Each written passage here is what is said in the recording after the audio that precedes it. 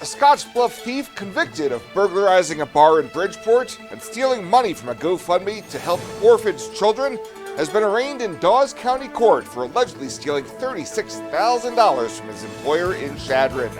KNEB.TV News starts right now. From your trusted source for news in western Nebraska and eastern Wyoming, this is KNEB.TV News. Presented by Platte Valley Companies, premier provider of financial services. Hello, I'm Ryan Murphy. This is KNEB.TV News powered by Platte Valley Companies. Thanks for joining me. In our top story, a 41-year-old Scottsbluff man accused of stealing tens of thousands of dollars from his employer has been formally arraigned on a felony theft charge in Dawes County District Court. In November, Fabronio J.R. Placencio was arrested on a charge of theft by unlawful taking more than $5,000 following an investigation by the Chadron Police Department. Court records say the restaurant's owner went to the police saying that roughly 20 deposits, culminating in more than $36,000 cash that Placencio was responsible for, was unaccounted for. On Tuesday, he was arraigned on the Class 2A felony and entered a plea of not guilty. District Judge Travis O'Gorman set an April 8th status hearing in this case, while Placencio remains free after posting 10% of his $50,000 bond. Well, a 34-year-old Scottsbluff man who pleaded guilty to a bribery charge after offering an officer upwards of $40,000 to let him go after being investigated for child enticement has been sentenced. In October, Victor Galindo was investigated after police received reports of him sending flirtatious messages to a 10-year-old girl on Snapchat. Police were dispatched to a home on 11th Avenue for a disturbance and made contact with Galindo, who had been beat up by the girl's family.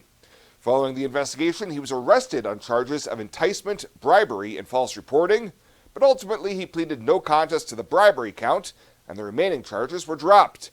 This week, District Judge Andrea Miller sentenced Galindo to 180 days in county jail, with 4 days credit for time already served. We'll have more news right after this.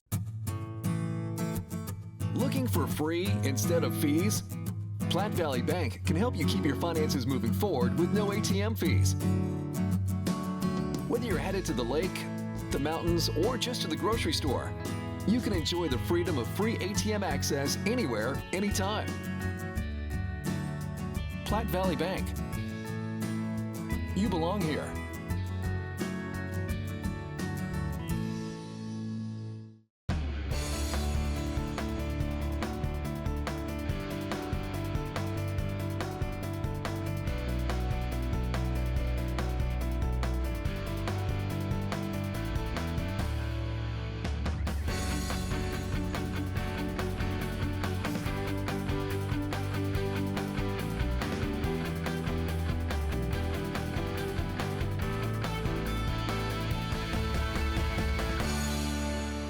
Welcome back. A journey that started on the Big Island of Hawaii's Kona coast now finds itself on Main Street, Oshkosh.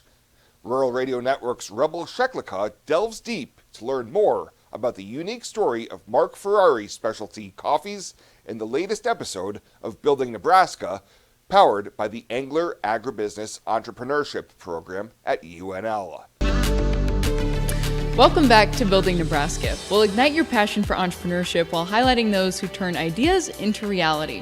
Today, we are in downtown Oshkosh, Nebraska, and I am joined by Mike Piva and Mark Ferrari of Mark Ferrari Specialty Coffees. Thanks for joining us. Yes, thank you. Thanks for visiting us.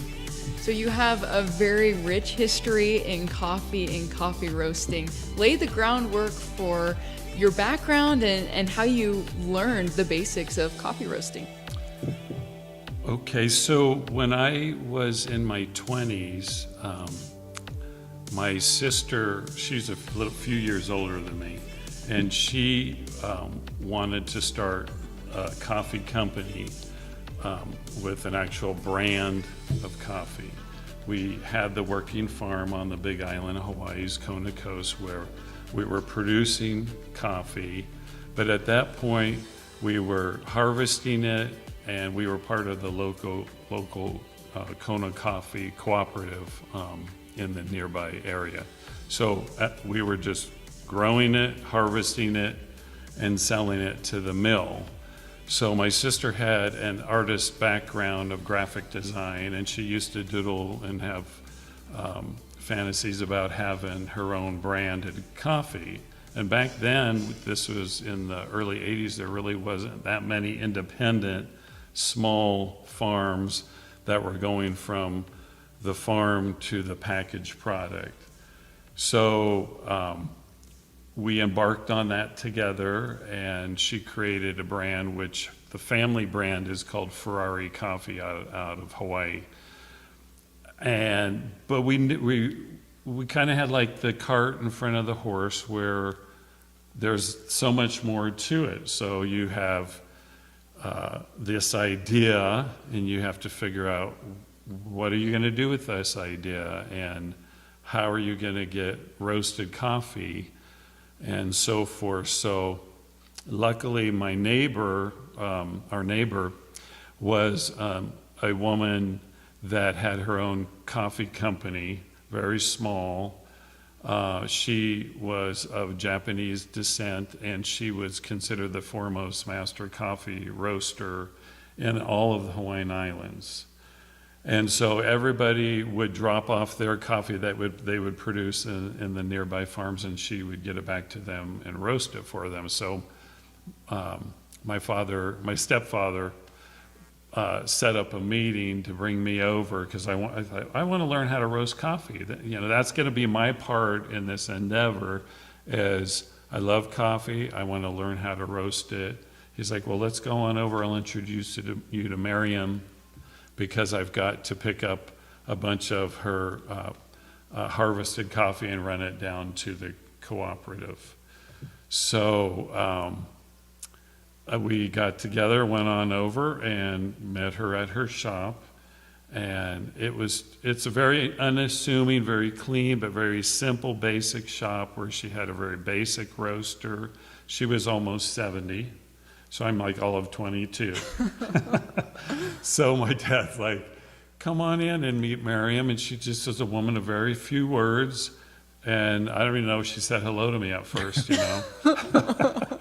So I get in there, and my dad picks up her product, and he said, oh, by the way, this, I had just recently moved back to Hawaii from the mainland, because I was finishing college.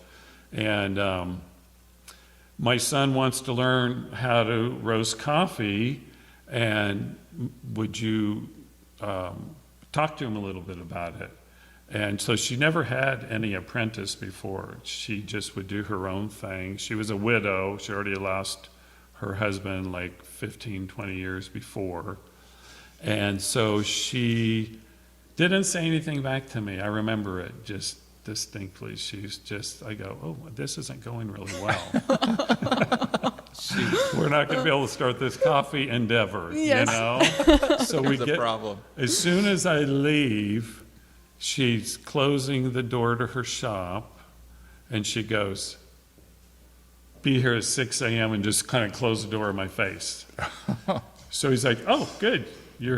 She wants you there tomorrow at 6. So I was there at 6 o'clock and proceeded to learn the history of coffee, how labor intensive of a crop it is, how much there's involved in all the steps to get it to the form of the raw green coffee to where we're ready to roast it. And she had a system that was probably 20-pound coffee roaster, very no frills, but very accurate, just with the flame underneath the drum roasting system that she had. And I remember looking at it thinking, how old is this thing? Does it even work, To see this full 37-minute interview, you can find this story on KNEB.com or on our KNEB.TV YouTube channel.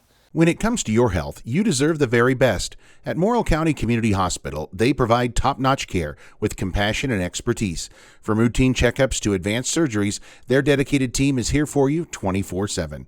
With state-of-the-art technology and a patient-first approach, they ensure you and your loved ones receive the highest quality care.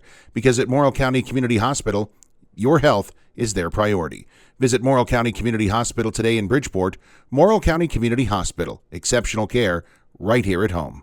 I imagined retirement in a place where we could enjoy our golden years, where adventure and friendship are the only items on the schedule. The Garden Homes at Northfield gives us the luxury we planned for and peace of mind when it comes to convenience, safety, and comfort. We never have to stop and think about the day-to-day upkeep. We love to explore abroad, but most importantly in our backyard. So much to do, so much to see. Here at Northfield, we get the protection of life care, incredible tax benefits, and secured rates for aging services. It's peaceful, knowing that if our needs change, we'll be taken care of. And most importantly, that our kids will never have to make any tough decisions. There never seemed to be enough time to do all the things we wanted. Now we get to focus our energy on enjoying what this community has to offer. At the Garden Homes, life is ours again. A place we had dreamed about. A chance to focus on us.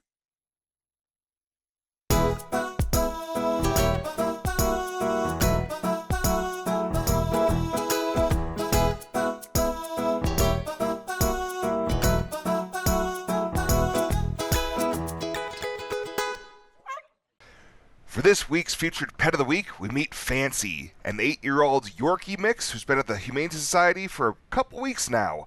Staff say she is ready to find her forever home where she can thoroughly enjoy her golden years.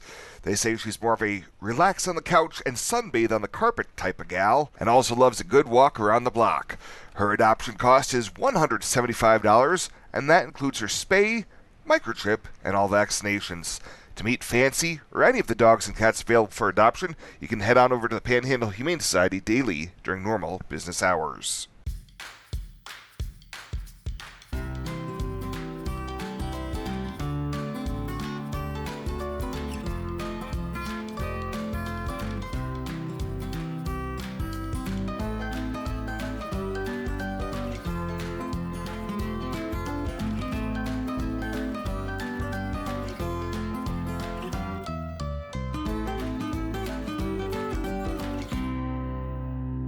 Changing leaf colors means yard work. Your friends at Tri-City Stormwater wants to remind you of the proper way to dispose of fallen leaves. Leaves make great mulch for trees and bushes and compost for future gardens. The city also has yard waste bins, so they can dispose of all your leaves at the city compost facility. Always keep your leaves out of the gutters. Not only do they cause clogging and flooding, they can pollute our waterways by causing nutrient overload. So keep your yard looking good and your drinking water safe, because it's our water, our responsibility.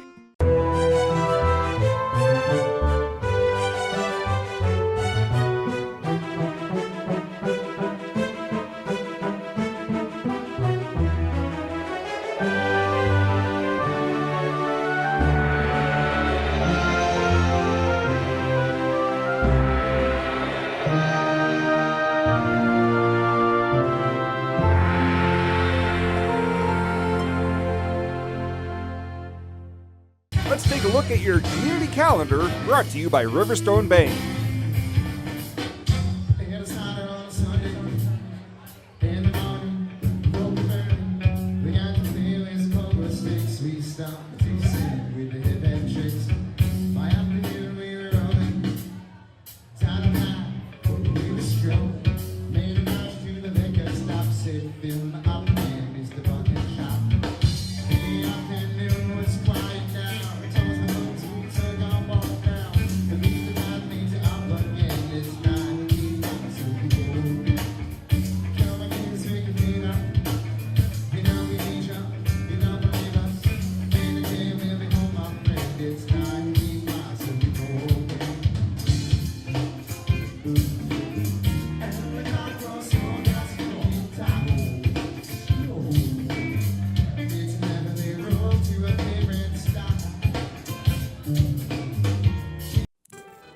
The community calendar is brought to you by Riverstone Bank. We're local and we love our community. At Renewal by by Anderson, we ask, why should we only feel the love on Valentine's Day in February? We have declared the entire month of February as the month of love. That's right, we did it. We laugh at February's snow and cold. We love installing the best new windows and doors. We love how warm, cozy, quiet, and more valuable our awesome windows and doors make our customers' homes. Love, love, love. Tell someone you love them today, and please book your free estimate right now at rbawyoming.com. Feel the love every day in February with Renewal by Anderson.